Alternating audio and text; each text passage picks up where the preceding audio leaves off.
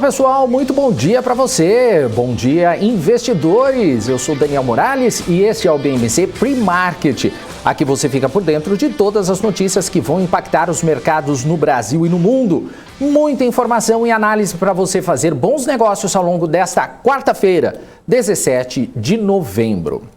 O dia começa com os investidores de olho nas perdas que a Bolsa Brasileira teve nos dois últimos pregões. Entre sexta e ontem, foram cerca de 3% de queda, devolvendo boa parte dos ganhos que o mês de novembro trouxe. O cenário para a Bolsa não está muito animador para os investidores, que seguem colocando na ponta do lápis os riscos de colocar o dinheiro por aqui. As incertezas seguem dando tom. Juros caminhando para os 2 dígitos, pressão inflacionária, aumento no risco fiscal. E são só alguns dos pontos que tornam o ambiente doméstico mais desafiador. Falando na questão fiscal, o relator geral do orçamento, o senador Hugo Leal, diz que não existe espaço para o reajuste dos servidores federais nas contas do governo. Comentou que não consta em nenhuma planilha da Comissão de Orçamento qualquer elevação de gastos permanentes, como seria o reajuste aos servidores sinalizado pelo presidente Jair Bolsonaro. O presidente, inclusive, falou mais de uma vez sobre essa possibilidade. O diretor executivo da Instituição Fiscal Independente do Senado, Felipe Salto, calculou que cada ponto percentual de reajuste nos salários, a despesa do governo aumenta entre 3 e 4 bilhões de reais ao ano. Para bancar esse reajuste, o governo conta com a aprovação da PEC dos precatórios, mas a vida da proposta não é muito fácil lá no Senado também. Hoje, os senadores devem se reunir para debater os pontos da proposta que podem ser alterados para conseguir passar na casa. Daqui a pouco, às 9h30 da manhã, o governo deve divulgar as projeções do PIB para o ano que vem. O número deve ficar próximo aos 2% de crescimento, bem abaixo das expectativas mostradas pelo Boletim Focus do Banco Central e de outras instituições que têm revisto o crescimento do país para algo entre 0% e 1%. A principal aposta do governo é na retomada do mercado de trabalho, que tem apresentado bons números nas últimas medições. E nesse cenário, os investidores esperam que a Bolsa dê algum sinal mais positivo, já que ontem fechou com queda de mais de 1,8%. Vamos então aos números. Ibovespa, então, fechou com queda, menos 1,82% aos 104.404 pontos. Entre as maiores altas, a gente tem Suzano Papel com mais 3,50%, Petri 3 com 1,50%, Pão de Açúcar 1,44%, Petri 4, 1,03%. Nas baixas, para o lado de cá, Magazine Luiza com menos 12,64%, Localweb 11,78%, Lojas Americanas com menos 9,25% e Americanas S.A. com menos 8,77%. E agora o Marco Saravalli traz o tom do mercado nesta quarta-feira. Muito bom dia para você, Marco. Olá, muito bom dia a todos acompanhando aqui as bolsas internacionais. A gente tem a sinalização de uma leve queda nessa quarta-feira, 17 de novembro, mas a gente precisa acompanhar muito de perto o desempenho, né, o humor dos mercados aqui no Brasil, né, dos investidores aqui no Brasil, já que ontem a gente teve uma volatilidade, né, oscilações bastante fortes, caindo quase 2% o principal índice de ações aqui no Brasil. A gente vinha bem com o Ibovespa acumulando alta pela segunda semana consecutiva nesse mês de novembro, mas depois de ontem reduzindo, né, as altas, né, recentes e ainda acumulando uma queda ainda mais forte no ano. Então a gente tem ainda muitas dúvidas aqui no Brasil, né, em relação ao nosso orçamento, em relação à PEC dos precatórios, mas tudo isso acaba convergindo para uma menor expectativa de crescimento do país, tanto em 2021, mas principalmente em 2022, né? Ontem saíram alguns dados da atividade econômica e os principais economistas estão revisando para talvez algo até negativo nesse terceiro trimestre de PIB e um PIB próximo de 0 no quarto trimestre, o que levaria um acumulado ano abaixo de 5%, ou seja, 5% de crescimento do PIB nesse ano está ficando otimista. Isso ainda não mostra no Boletim Focus, talvez a gente acompanhe ao longo das próximas semanas. E também 2022 está virando consenso que a gente vai ter um crescimento próximo de zero em 2022, né? Tudo isso por conta de consequência de preocupações em relação ao nosso lado fiscal, os juros tendo que subir mais forte e ficando no patamar mais alto por um tempo maior, acaba se traduzindo num crescimento mais fraco, né? Por outro lado, a gente precisa acompanhar as empresas aqui, terminando temporada de balanço, o lucro apresentou uma expansão bastante forte nesse trimestre. Mas a percepção de risco ainda bastante alta faz com que os investidores reduzam suas posições em ações e a gente continua vendo essa pressão no Ibovespa aqui no Brasil, tá bom? Então vamos acompanhar de perto os principais indicadores, mas realmente ontem nos assustou um pouco e talvez esse pessimismo tenha contagiado os investidores. Vamos ver como é que fica o humor dos investidores nessa quarta-feira, tá bom? Já a gente volta com o nosso gráfico do dia. Tenha um ótimo dia. Até mais. Tchau. Valeu, Marco. E agora vamos aos destaques do último dia da temporada de balanços por aqui. A Eletrobras divulgou seu resultado do terceiro trimestre com lucro líquido de 964 milhões de reais. O valor representa uma queda de 65,7% na comparação com o mesmo período do ano passado. Segundo a empresa, o resultado teve impacto de mais de 9 bilhões de reais com provisões para contingência. O EBITDA da Eletrobras somou 5,6 bilhões de reais, uma alta de mais de 185% na comparação anual. A receita cresceu 50% e os investimentos subiram 46%. A Gafisa fechou o trimestre com lucro líquido de 6,1 milhões de reais. O número reverte o prejuízo registrado no ano anterior. O EBITDA somou 49 milhões de reais, um crescimento de mais de 6 vezes. A empresa destacou a reestruturação das operações por causa da retomada de lançamentos. A companhia também mostrou queda nas despesas com demandas judiciais.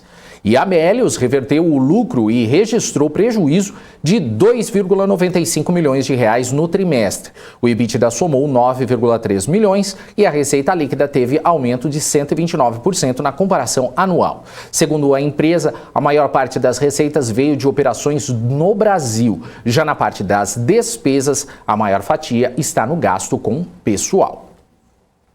E um levantamento da Economática mostra que a maior parte das empresas que divulgaram resultados teve desempenho sólido no terceiro trimestre, comparado com os 2 anos anteriores. Em relação a 2020, o lucro líquido de 281 empresas da B3 cresceu 126% no terceiro trimestre. Já comparando com o terceiro trimestre de 2019, antes da pandemia, o lucro líquido das empresas cresceu 138%. Vale e Petrobras são os grandes pesos desta conta, beneficiadas pela alta das commodities. Vamos agora aos destaques internacionais. Uma das principais regiões produtoras de aço da China anunciou para as siderúrgicas que elas serão obrigadas a produzir aço fora do pico na temporada de aquecimento, que vai até março do ano que vem. A medida será dividida em 2 fases. A primeira até o dia 31 de dezembro e a outra até 15 de março. A orientação vai reduzir a produção de aço em 20% na comparação com o ano anterior. Vale lembrar que desde outubro o preço do aço e do minério de ferro tem caído bastante na China por causa de restrições de produção e demanda. Vamos lá aos números então na Ásia, né? Vamos conferir então como é que ficou então na China. A bolsa de Xangai terminou com ganho de 0,44%. No Japão, o índice Nikkei fechou em baixa, 0,40%.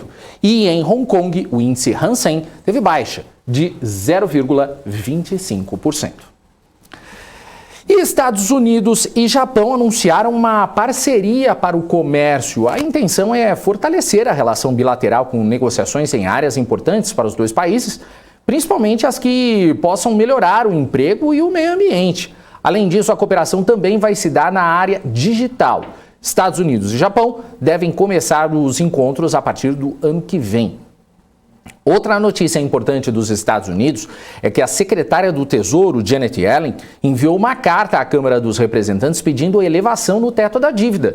Segundo ela, se os gastos não forem autorizados, o país corre o risco de entrar em shutdown. Em outras palavras, a Casa Branca não teria dinheiro para financiar suas operações até o fim do ano. No mês passado, os parlamentares já aprovaram um aumento nos gastos para evitar o shutdown. Mas a permissão termina em dezembro e, se não houver nova autorização, os Estados Unidos poderiam ter o primeiro default da história. Vamos ver então como é que estão os futuros por lá nos Estados Unidos. A gente começa com o Dow Jones, que está agora operando em queda de 0,09%. S&P 500 com queda também de 0,02%. E o índice Nasdaq agora operando em alta, 0,09%. Agora o Marco Saravalli traz o gráfico do dia com o desempenho setorial no S&P. Conta pra gente, Marco.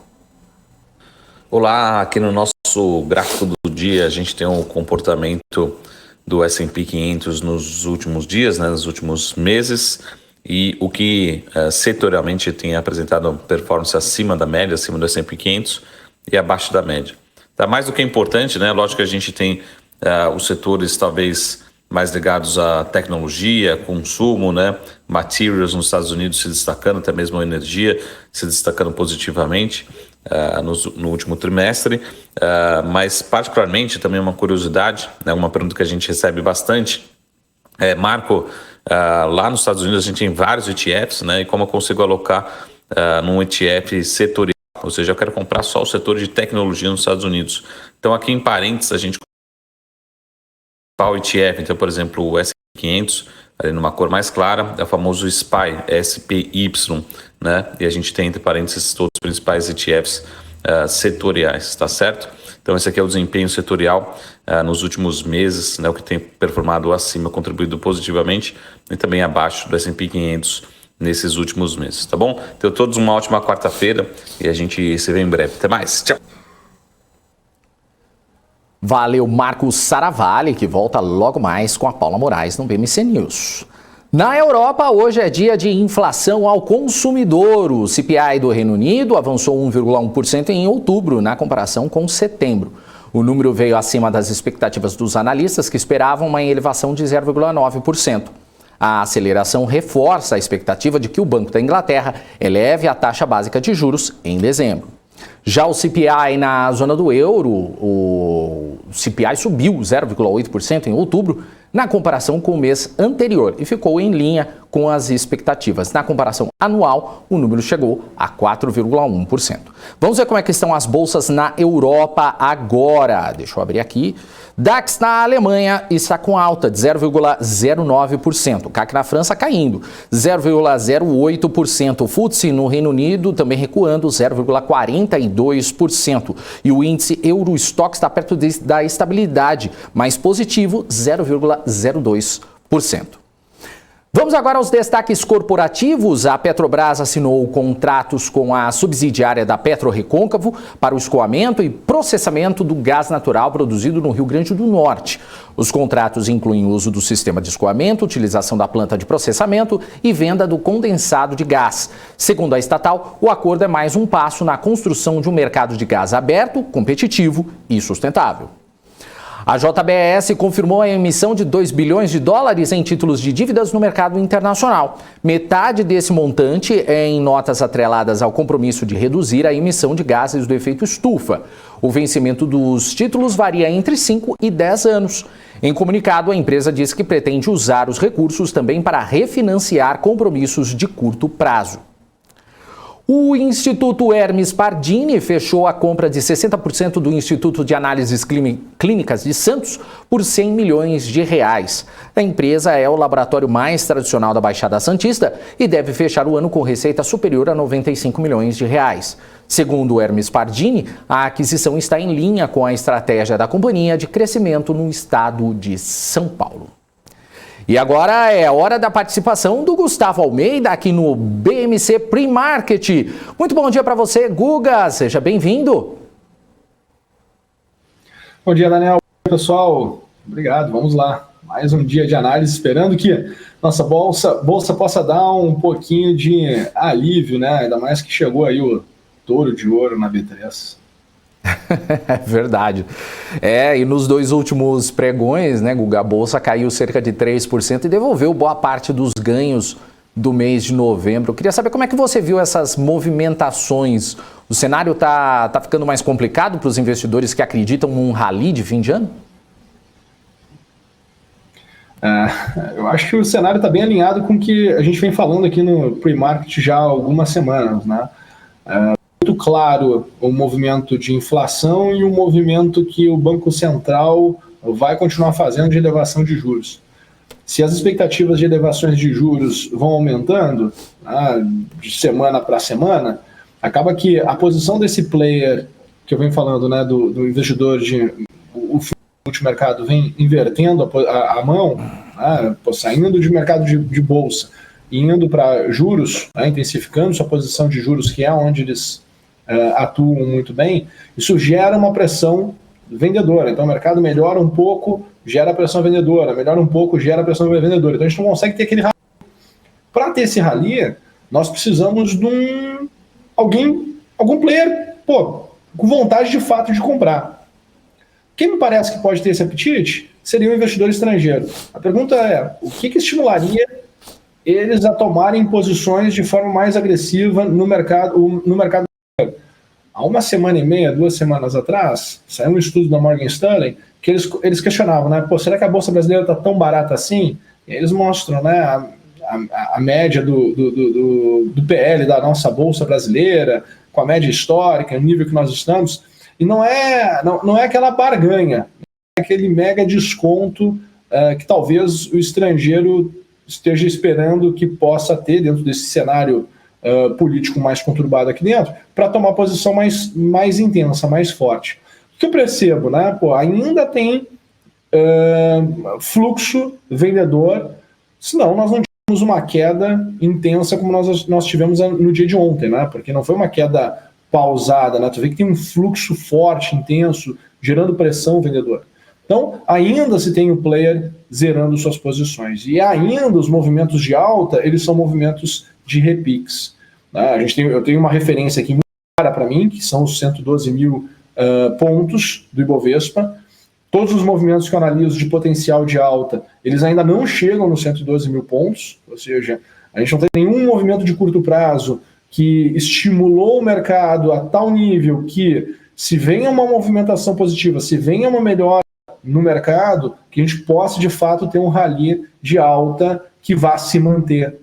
Todos os movimentos são muito pontuais, são tudo movimentos de curto prazo. Tanto que eu venho comentando, para o investidor de curto prazo, a Bolsa até traz oportunidades pontuais para ganhar a compra. O investidor de longo prazo, de médio prazo, ele tem que ainda ficar um pouco mais tranquilo, ainda faz seus aportes de forma recorrente, não dá para fazer uma alocação ainda um pouco mais intensa, mais forte, mais robusta, porque a volatilidade de curto prazo ainda vai gerar uma boa dor de barriga até que a gente consiga aliviar essa pressão política e a gente consiga perceber que a gente está caminhando para um ambiente, e sentindo que estamos caminhando para um ambiente de melhora. Eu acho que o mercado precisa começar a sentir, as coisas estão mudando e a gente está de fato caminhando para uma situação de melhora. Pode ser que surja uma melhora depois das eleições ali do PSDB, para saber quem vai ser a terceira via. Para mim está muito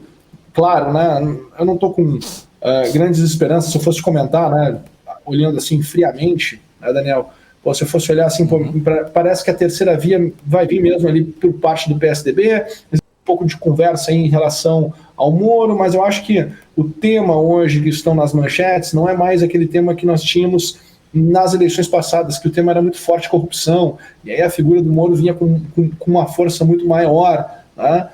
O tema agora é outro, né? É crescimento, é política econômica, é tomada da economia, não sofrer mais impactos de uma pandemia, né? Tu começa a perceber que vira e mexe quando o tema inflação começa a ficar um pouco, começa a ficar forte, a ponto de gerar um certo descontrole de massa, vem de novo a manchete do coronavírus, de que, o que está acontecendo com alguns países do mundo, questões de lockdown novamente, então volta a surgir esse fantasma para meio que controlar essa expectativa das pessoas como um todo. Então, como analista, como investidor, como uma pessoa que gosta de pensar sobre o comportamento da Bolsa, sobre como tomar risco, o que eu estou enxergando para esse momento é exatamente isso. Brasil, minha sensação é que não temos um player ainda posicionando forte. A expectativa, para mim, para ter um grande movimento na nossa Bolsa, seria um investidor estrangeiro. Lá fora, não tenho expectativa de que até o final do ano venha alguma correção um pouco mais forte, ainda mais agora com esse pacote, né, de estímulo aprovado aí pelo Joe Biden. Obviamente, né, isso não é para amanhã, isso leva um tempo, mas eu acho que ninguém vai querer ver Bolsa despencando nos últimos minutos do segundo tempo de 2021. Boa, Guga. Agora, hoje tem vencimento de opções, né, sobre o Ibovespa. Você acha que a gente pode ter aí um dia de mais volatilidade? Como é que você está projetando essa quarta aí no gráfico? Na verdade, é o contrário, tá? Eu acredito que hoje nós temos a chance de ter um dia de menos volatilidade, tá? Acho que interessante, né? Tu começa a ver, ou você, né? Tirar um pouco do meu gauchesco aqui, a gente consegue perceber, por exemplo, o movimento da Petrobras ontem, né? Tu vê que é um movimento nítido de participação dos agentes, né, que estão, dos players ali que estão negociando o mercado de opções. Tá? Ela não acompanhou com tanta intensidade o resto do mercado. Então, eu acredito que hoje nós teremos um dia um pouco menos de volatilidade, tá? Principalmente até as 2 horas da tarde, e aí depois, tá, começam a entrar as cenas dos próximos capítulos, porque aí vence o exercício ali de opções, encerra-se, né, essa jornada, e aí o mercado já começa a apontar, né, os canhões para o próximo exercício. Tá? E querendo ou não, empresas que têm bastante negociação, né, no mercado de opções tendem a ser aquelas que têm um peso maior no índice. Tá? Então, vale a pena a gente ficar de olho aí o que vai acontecer no dia de hoje. Tô bem curioso aqui, mas acredito que vai ter menos volatilidade. Espero, pelo menos. Vamos dar uma olhadinha no gráfico, Guga? Claro. Deixa eu compartilhar aqui a minha tela, para que a gente possa aqui olhar o gráfico do Ibovespa e do mercado futuro do Ibovespa, que já está aberto. Uhum. Começando aqui pelo Ibovespa, sempre importante nós darmos uma olhada na base de dados mais longa, né, que é a base de dados diária. E o que eu vinha comentando, Daniel, nos últimos pre-market, né, que nossa alta ela estava muito trancada, muito devagar, que os movimentos, né, na parte da tarde aumenta, de certa forma, o volume de negociações ali no fechamento. Na parte da tarde estava tendo a entrada desse movimento de venda, né, por parte desses grandes players vendendo suas posições. Então o mercado ele não fechava nunca nas máximas, né, ele sempre recuava ali na parte da tarde.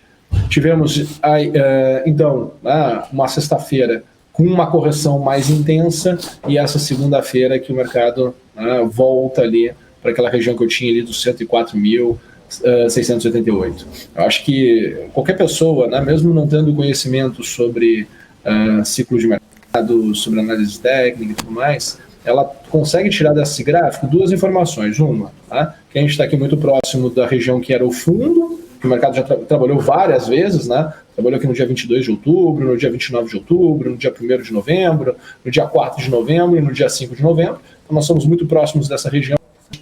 Se teve um fluxo comprador. Consegue perceber também que o primeiro fluxo de comprador durou muito pouco tempo, que foi no dia 22 de outubro, mas o movimento foi maior do que esse período que foi do dia 4 de novembro até o dia 11 de novembro. Tá? Nós conseguimos perceber essas informações. E que a queda vem se intensificando. Tá? Então eu não duvido nada do mercado vir buscar aqui essa região dos 102 mil pontos, tá? Que é o meu nível que eu tenho, que seria perder essas mínimas e chegar nos 102 mil pontos, tentando chegar até 99 mil pontos. Para que eu consiga voltar a ter uma expectativa positiva em relação ao curto prazo, eu preciso de fato ver a Bolsa voltar acima dos 112 mil pontos. Tá? Eu não tenho... ou voltar acima dos 112 mil pontos, ou nós irmos ali por um degrau mais abaixo, estar mais descontado, que seria na região dos 100 mil pontos. Tá? Para o intradiário, ou seja, para o movimento do dia de hoje, o que eu estou enxergando aqui no índice futuro, tá? Vou entrar aqui num gráfico com atualizações de 5 minutos. Quando eu enxergo aqui esse movimento, o que nós temos? Né? Se nós olharmos aqui desde as 10 da manhã do dia de ontem, o mercado ele foi, né, amassado até meio-dia e 55. Né? 1h da tarde, o mercado foi amassado, né? Pô, não conseguia respirar. Isso que é típico de posição vendedora forte. O que nós tivemos depois? Uma percepção do mercado de que teve um exagero, e aí se corrigiu, né? O mercado começou a melhorar e corrigiu 40% dessa movimentação de queda. Depois dessa movimentação de queda, nós tivemos o quê? Um retorno do processo de venda, que foi menos intenso, tá? Ou seja, os players posicionaram nesse. O que me chama a atenção? Que o processo de venda começou às 10 horas da manhã, que foi bem na abertura do Ibovespa. Então foi um processo, tu vê que a expectativa dos participantes, uma vez que lá fora estava positiva, a expectativa dos participantes antes de abrir o mercado à vista, ele era positivo. O que mostra que teve um movimento de venda de ativos mesmo, né? Foi um fluxo de venda de ativos de forma intensa, porque foi na abertura do Ibovespa à vista, e não durante o período, né, onde o futuro do índice Ibovespa já está aberto e já se está tendo negociação. Então, são informações interessantes, porque tu consegue perceber quem está negociando de fato, né, qual é a intenção. Então, aqui está tendo venda mesmo de ações. Mostra que está tendo venda de ativos mesmo. Tá? Agora vamos lá, né, parece que esse player que estava querendo vender, né, depois na parte da tarde já estava com o bolso vazio, já tinha vendido. Ou já satisfeito com a posição daquele. O que nós temos que ver? O repique que eu estou enxergando aqui para o mercado tem 2 níveis. Tá? O primeiro nível é voltar aqui para um repique positivo, voltar aqui para 106.460, depois 106.970. É interessante que esses 2 níveis, né, que eles surgem medindo essa movimentação que nós tivemos aqui das 10 da manhã até 1h da tarde, ele mostra, né, uma correlação, então é um nível de estrutura de correção, um nível de estrutura lateral, nível de estrutura especial. Mas são níveis onde esse player ele vendia. Tá? Ele teve uma intensificação aqui na venda. É interessante, né? Porque tem uma sincronicidade. A leitura do preço com os níveis que o mercado trabalhou no passado tem uma certa sincronicidade. A gente consegue perceber uma narrativa bem feita aqui. Tá? Bem importante que a gente consiga superar, tá? E que nesse patamar de preço, depois que chegar nesses níveis de preço, a gente não veja aí o mercado voltando a trabalhar com essa vendedora, né, e tendo aqui um pouco mais de esperança, um pouco mais de alívio de curto prazo. Tá? Mas o melhor dos mundos mesmo, seria a gente ter a capacidade de voltar aqui para os 109.550 pontos. Seria o melhor dos melhores dos mundos, não hoje, né, mas ao longo, sabe, até uma segunda-feira, terça-feira da semana que vem, seria o melhor dos mundos e traria um pouco mais de esperança depois dessa movimentação mais pesada nessa semana que nós estamos vivendo agora. Legal. Guga, eu só vou corrigir uma informação aqui que eu passei, né? Eu falei para você... que hoje não é vencimento de opções, tá? Isso, na sexta-feira o Alexandre Cabral mandou uma mensagem para mim falando que é na sexta que tem volume grande, então tá corrigido aqui. E na verdade, Daniel, eu me dá um tilt mental aqui absurdo, porque eu comecei a fazer toda a narrativa aqui, jurando que hoje era sexta-feira, e eu fiquei pensando, cara, o que eu tomei na terça-feira à noite que eu dormi 3 dias seguidos, entendeu? Eu te confesso que esse foi o primeiro pensamento, e o segundo pensamento é que eu projetei para a segunda, terça-feira da semana que vem, fazer esses 109.500, se as coisas ficassem positivas até então, sexta-feira, no dia do vencimento de opções. E muito obrigado, porque também eu percebi que eu não dormi durante 2 dias inteiros, e que de fato, enfim, hoje é uma quarta-feira e não uma sexta-feira. Fiquei mais aliviado. É verdade, eu também fiquei. Não, tranquilo, Guga. Mas olha, a gente está chegando. Para mim, o calendário do mercado é tão importante que eu, de fato, me convenci que hoje era sexta-feira. Eu estava analisando, cara, mas hoje é sexta-feira mesmo. Que loucura. A gente tá chegando, é quarta, tá quase lá, né? Valeu então, Guga. Tem mensagem para hoje, para o dia de hoje? Aproveitem que hoje é quarta. Belíssimo recado, Guga. Valeu, Guga. Um abraço para você. Valeu, até amanhã. Outro. Bom dia. É isso aí. Valeu, Guga. Bom dia pra você. É isso aí. Tem que aproveitar. Hoje é quarta, não é sexta ainda. Valeu, Gustavo Almeida, o Guga aqui participando de todos os dias aqui do BMC Pre-Market. Dando o nosso bom dia aqui pro pessoal, Arthur Brito, Peter Santana também, Alexandre Cabral também, que me deu aí a dica, deixa eu ver, o MPK também, Valdemar Pereira, Iradi Franca, Tiago Marques, também Marcelo Júnior, também tem aqui o Fernando Luiz, bom dia, amigos. O especulador também aí que avisando sobre as opções sobre ações na sexta. Também teve mais um aqui que me alertou isso, eu acabei não falando o nome dele aqui, que era aí, deixa eu ver se eu acho o nome dele. É o Tiago Marques aqui falando, vencimento de opções é na sexta-feira, correto? Correto, Tiago, você que alertou aqui e o Cabral também alertou a gente que tá na sexta-feira, mas hoje é quarta. É isso aí, Kaique Luiz também, ó, falando, hoje é ladeira de novo, vamos ver, né? Pimentel, bom dia. Ricardo Pinheiro, bom dia. Sucesso a todos. Valeu.